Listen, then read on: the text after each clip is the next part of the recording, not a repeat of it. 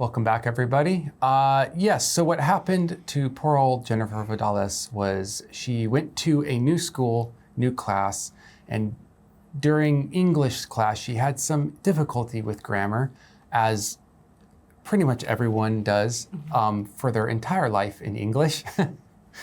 And because she looked, well, Spanish or Mexican or whatever, that she looked not white, they assumed that English was her second language, putting her, without asking the parents or anyone, into a special class for immigrants who need extra help in learning English. Now, these classes exist for good reasons, but maybe this was not such a good way of conducting the class, especially if they don't tell anyone. And of course, since it's a new school, she's there, she doesn't know to tell her parents anything. So she spends her entire school career in this special class, or not entire one, but a lot of the beginning of her school career in this special class. And what she says now is this class kind of put her behind.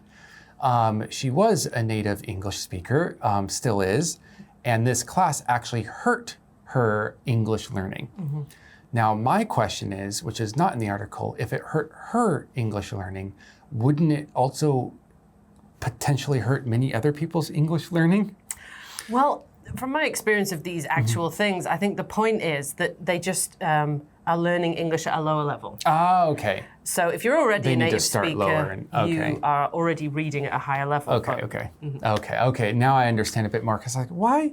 Anyways, the school and many other schools have said that this is an isolated incident. It doesn't happen often. However, it's seeming like the numbers are not adding up. And this is actually seems to be more common, or at least way more common than it should be. I guess this is kind of just a lesson that people should be checking like the status of their children at school quite often and being like, are they in the right classes? Are they going along correctly? We should be able to trust schools, but this kind of erodes that trust. Yeah, it's clearly communication breakdown between teacher and parents, I think. Yeah, I'm not sure about that one. Anyways, so yeah, Jennifer says that she doesn't know where she would be now if she actually was in the correct classes. She feels like this could have held her back, and she's hoping that this doesn't happen to other people.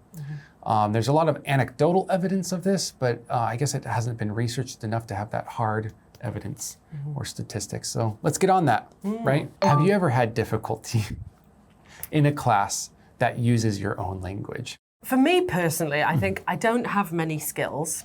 I really don't. But the one skill I do, I think, is with the English language. I don't know why, but from being quite young, I was quite verbose. People would comment on me using big words, like I would pick them up from books. I read so much as a kid. I still love reading. So I think it's my one and only skill, being good at English, which is not very impressive because it's my native language. But there you go. I didn't struggle. Well, it seems impressive because a lot of native speakers don't hit the levels that some Koreans do sometimes. That is true. Yeah. That is very true. I've talked to people, I'm like, you're like a level 6, and I just taught someone who's a level 7. So I should level test.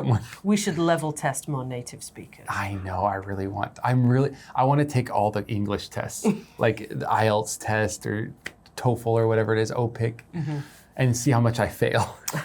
I'm sure we'd be all right because we've studied it in a way that native speakers have never studied it. That is true. Yeah, that is true.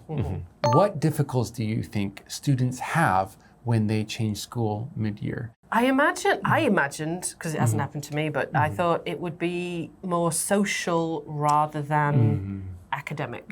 Because, although I suppose it depends, surely if you're in the same country or the same state, isn't the curriculum standardized? So if you go from one school to another, they're studying similar topics or similar things? Does it not work like that? I think within the same state, it's mostly standardized, but there's a lot of private schools or semi-private schools, and they can tend to change, or not change, but choose their own style. I guess. But yeah, there's standardization because it's cheaper that way. So capitalism. Yes. So yeah, or I thought there'd be social problems, you know, like making new friends. It would just be really stressful, meeting a ton of new teachers and learning a new school campus. And I thought it'd be trying to figure out where to fit in. No, I think you're right. It's rather than academic, it's more social. Yeah, I didn't change schools either.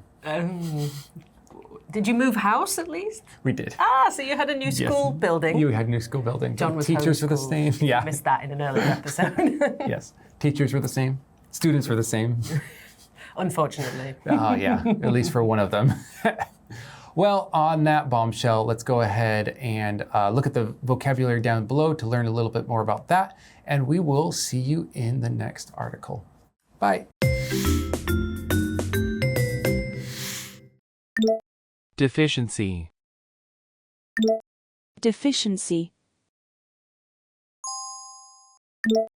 Allege. Allege. Implement. Implement. Formative. Formative. Abound. Abound.